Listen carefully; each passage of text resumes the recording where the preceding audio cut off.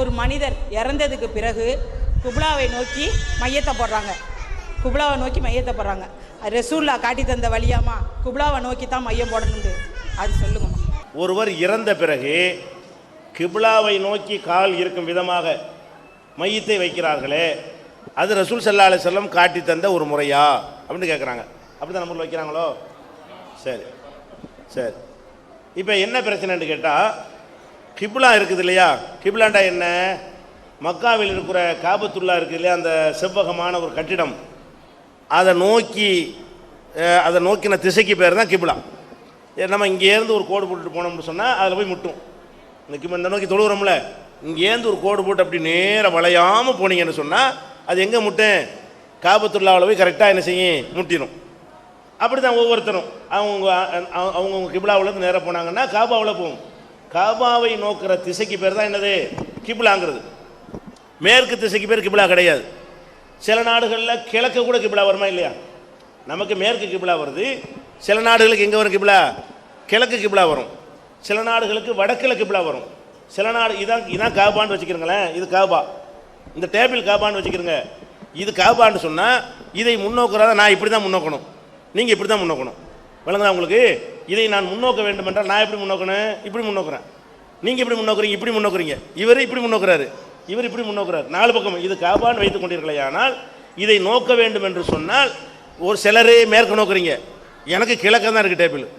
உங்களுக்கு டேபிள் மேற்கு இருக்கிறது, எனக்கு என்ன இருக்குது? இந்த டேபிள் நான் திரும்பியில் இருக்கிறேன். எப்படி நான் உங்களை நோக்கி திரும்பி இருக்கிறதுனால எனக்கு கிழக்கே இருக்கிறது இந்த டேபிள், உங்களுக்கு வடக்கே இருக்குது, உங்களுக்கு தெற்கே இருக்கிறது. அப்போ இந்த மாதிரி காபத்துல்லா என்பதை நம்ம நோக்கிறோம் இல்லையா, அது மேற்கு திசைங்கிற கணக்கு கிடையாது. காபாங்கிற அந்த ஆலயத்தை நோக்க வேண்டும். காபாவுக்கு கிழக்கே இருக்கிறவங்க மேற்க நோக்குவாங்க, காபாவுக்கு மேற்கே இருக்கிறவங்க கிழக்க நோக்குவாங்க, காபாவுக்கு வடக்கே இருந்தால் தெற்க நோக்குவாங்க, காபாவுக்கு தெற்கே இருந்தால் வடக்க நோக்குவாங்க. இதுதான் கிப்லாங்கிறது. இப்படி நோக்கிறத இந்த காபா என்பது தொழுகைக்கு தொழுவும் போது நோக்கிறது மாத்திரம்தான் அது கொடுக்குற மரியாதையை தவிர அதை நோக்கி கால் நீட்டக்கூடாது அந்த மாதிரி எல்லாம் மார்க்கத்தில் சட்டம் இருக்கான்னு கேட்டால் அப்படி சட்டம் கிடையாது. இன்னும் சொல்ல போனால் இதை விட்டுருங்க, நமக்கு திசையைத்தான் பார்த்துக்கிட்டு இருக்கிறோம். கிப்லா காபாவுடைய திசையில் நம்ம நின்றுட்டு இருக்கிறோம், காபாவுக்கு முன்னாடி இல்லை. காபாவை கண்ணால் பார்த்துக்கிட்டு அதை நோக்கிக்கிட்டு காலை நீட்டலாமான்னு நீட்டலாம். காபாவை கண்ணால் பார்க்குறீங்க, மக்காவுக்கு நீங்கள் போகிறீங்க, காபாவை கண்ணால் பார்த்துக்கிட்டு காபாவுக்கு முன்னாடி காலை நீட்டிக்கிட்டு படுத்து கிடக்கலாமான்னா படுத்து கிடக்கலாம். படுத்து கிடக்கிறது நீங்கள் டிவியில் பார்ப்பீங்க, லைவில் பார்த்தீங்கன்னா என்ன செய்வான்? காபாவுக்கு நேரம் காலை நீட்டிட்டு படுத்து கிடப்பான். அப்போ நபிகள் நாயகம் ஸல்லல்லாஹு அலைஹி வஸல்லம் தடுக்கலை. காலை நீட்டுறதுனால எல்லாம் காபாவை அவன் அவமதித்து விட்டான் என்ற ஒரு கருத்து வரவே வராது.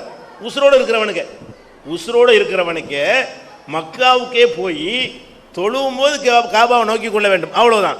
தொழுது முடித்த பிறகு அப்படி எப்படி படுத்துக்கிட்டான்னு வைங்க, அவன் கால் காபாவை நோக்கி இருந்தால் கூட மார்க்கத்தில் குற்றமில்லை. காபாவை நோக்கி காலை நீட்டக்கூடாது என்று இருந்தால் அல்லாஹ்வுடைய தூதர் சொல்லி இருப்பார்கள். காபாவை நோக்கி என்ன செய்யக்கூடாது என்று சொன்னால், தொழுதுகிட்டு இருக்கிறோம்ல, அதோட தொழுவும் போது தான். இப்போ நம்ம பள்ளியில் சொன்னால் சட்டத்துக்கு நம்ம காலத்துக்கு நடைமுறைப்படுத்த முடியாது. ரசூலுல்லாஹ் காலத்தில் பள்ளிவாசல் எப்படி இருந்துச்சு? வெறும் மண்ணு தான், மணல். மேலே ஒரு தட்டு பந்தல், தரைக்கு இருந்தது என்னது? மணலை தான் போட்டு வச்சுருப்பாங்க. அப்போ மணல் வரும்போது என்ன செய்வாங்கன்னு கேட்டால், எச்சி துப்ப வேண்டிய நிலம் வந்துச்சுன்னு சொன்னால் அதில் துப்பிக்கிடுவாங்க. துப்பிட்டு மணல் முடிக்கிடுவாங்க. தொழுதுகிட்டு இருக்கும்போது நம்ம இதில் துப்ப முடியுமா? ஒன்றும் செய்ய முடியாது. இந்த மாதிரி தரையில் துப்ப முடியாது. மணலாக இருந்த காரணத்தினால எச்சு துப்புறா என்ன செய்வாங்க? அப்படி துப்பி மண்ணை போட்டு முடிக்கிடுவாங்க தொழுதுகிட்டு இருக்கும்போதே.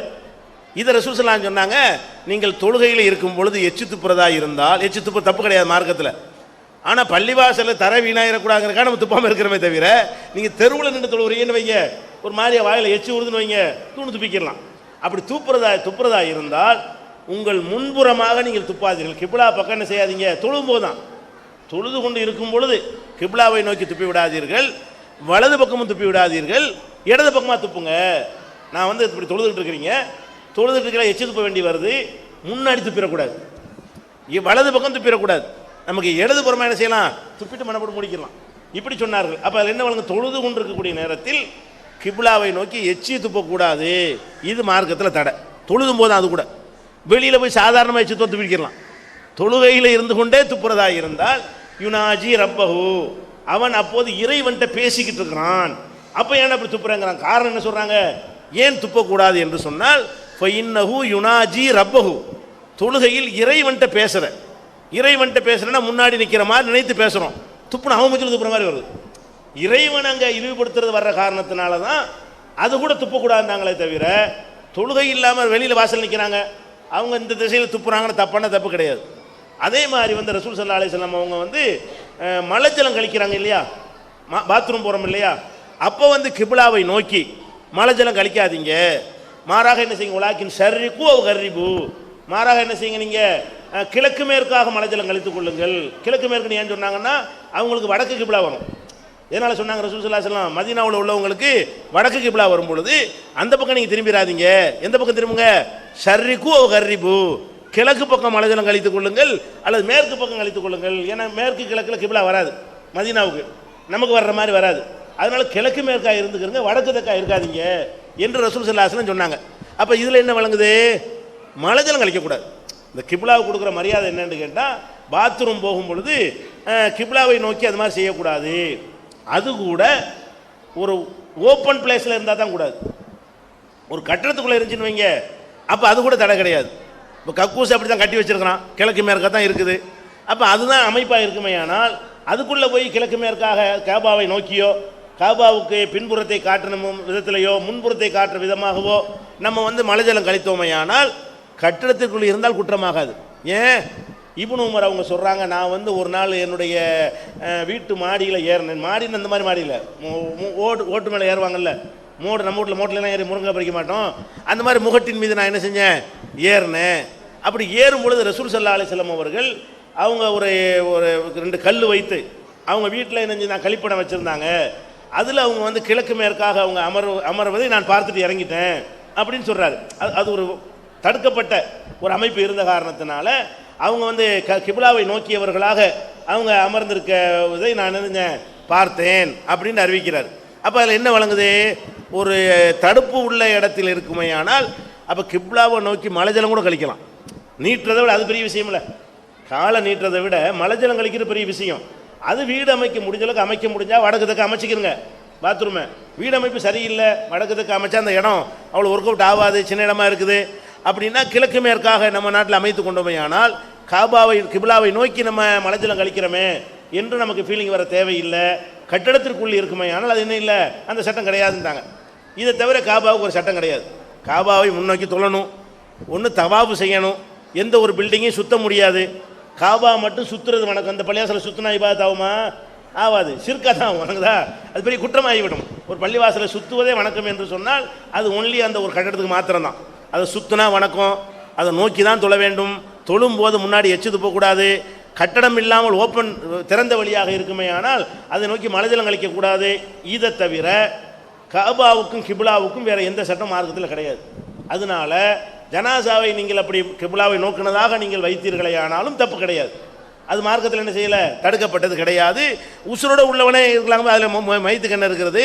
இன்னும் சொல்ல போனால், இப்போ நம்ம வந்து ஒரு ஆளுக்கு ரொம்ப முடியலை, படுத்துக்கிட்டு தொழுகிறார். படுத்துக்கிட்டு தொழுனா எப்படி தொழுகிறது, படுத்துக்கிட்டு தொழுகிறதா இருந்தால் எப்படி தொழ முடியும். அப்போ வந்து காலை நீட்டினா தான் அந்த கண்ணு கிப்லா நோக்குறது கண்ணுக்கு தானே. நோக்குதல் என்பது எதுக்கு தான், கண்ணுக்கு தான் நோக்குதல். இப்போ நீங்கள் கிப்லாவை நோக்க வேண்டும் என்பதை கடைப்பிடிக்கிறதா இருந்தால் படுத்து தொழுதால் கால் எங்கே இருக்கணும், கிப்லா பக்கம் நீட்டாக தானே கிப்லா பார்ப்பீங்க. நீங்கள் இந்த கிப்லா பார்க்குறாந்தா எப்படி படுக்கணும், அங்கிட்டு கால் நீட்டினா அந்த செவர் தான் பார்ப்பீங்க. இப்படி படுத்துட்டு இப்படி பார்த்தீங்கன்னா அந்த செவர் தான் உங்களுக்கு தெரியும். இந்த செவர் உங்களுக்கு தெரியாமல் எப்படி படுக்கணும், தலை அங்கிட்டு வச்சு கால் அங்கிட்டு வைக்கணும். அப்போ நீங்கள் கிப்லாவை படுத்துக்கொண்டு ஒருவன் தொழுவதாக இருந்தால் அவன் தொழுகிற முறையை என்ன மார்க்கத்தில், கிப்லாவை நோக்கி கால் நீட்டு தான் தொழுவணும். காலை நீட்டினா தான் அவன் கண்ணாலே கிப்லாவை நோக்கினான்னு அர்த்தமாகும். அப்போ கிப்லாவை நோக்குவதற்காக தொழுகிற முறையை படுத்துக்கொண்டு தொழுகிறவனுக்கு சட்டம் என்ன, கிப்லாவின் பக்கம் காலை நீட்டினா மட்டும்தான் உங்களுடைய கண்ணு உங்களுடைய மூக்கு நேராக எங்கே ஏதோ நோக்கு கிப்லாவுடைய திசையை நோக்கும். நீங்கள் அப்படி இல்லாமல் மாற்றி கிப்லா பக்கம் கால் நீட்டக்கூடாதுன்னு வடக்கு பக்கம் படுத்தீங்கன்னு வைங்க, நீங்கள் வேற எங்கேயே நோக்கிட்டு இருப்பீங்க, கிப்லாவை நோக்கியவர்களாக வரமாட்டீங்க. அப்போ அப்படிலாம் இருக்கிறதுனால இந்த மௌத்துக்கு அதை செஞ்சுருப்பாங்கன்னு நினைக்கிறேன். மரணித்தவர்களை கால் நீட்டுறது காரணம் என்னென்னு கேட்டால், காலை நீட்டுறது காரணமாக இருக்காது, தலை கரெக்டாக கிப்லாவுக்கு வரணும். அவங்க இப்படி நினைத்து கொண்டு கிப்லாவை நோக்கி தலை வரணுமாக இருந்தால் கால் வந்தால் தான் தலையும் வரும். படுத்து கிடக்கிறவனுக்கு, நிற்கிறவனுக்கு அப்படி வராது, நிற்கிறவனுக்கு கால் கீழே போயிடும். படுத்து கிடக்கிறவனுக்கு வந்து காலு கிபிலா பக்கம் இருந்தால் தான் தலையும் என்ன செய்யும், கண் பார்வையும் கிபிலாவை நோக்கி வரும் என்ற ஒரு நோக்கத்திற்காக அவங்க செஞ்சிருப்பாங்க. அது தப்பு கிடையாது.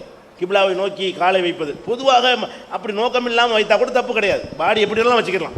உங்கள் வீட்டு அமைப்பில் அந்த கிபிலா பக்கம் போட முடியல, மாற்றி போட்டுக்கிறங்க. வீட்டுடைய அமைப்பு ஜனாசா வைக்கிற அளவுக்கு எந்த மாதிரி இடம் இருக்கிறதோ அதுக்கு தகுந்தவாறு எந்த மாதிரி வேணாலும் என்ன செய்யலாம், வைத்துக்கொள்ளலாம். சட்டம் கிடையாது, தப்பு கிடையாது. கிபிலா